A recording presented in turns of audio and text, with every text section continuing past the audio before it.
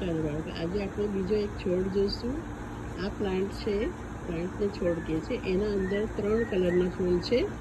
કેવા કેવા ફ્લાવર્સ છે આ જો. આ છે ગુલાબી, આ છે પીળા. ગુલાબી એટલે પિંક, પીળા એટલે યલો, અને નાના નાના એના અંદર બ્લુ કલરના એટલે કે વાદળી કલરના ફૂલ પણ છે. એટલે આખું પ્લાન્ટ છે એના અંદર 3 કલર મિક્સ છે. જોયું તમે?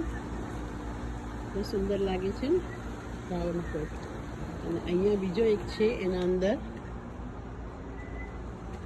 આના અંદર તમે જુઓ છો ડાર્ક પિંક કલરના છે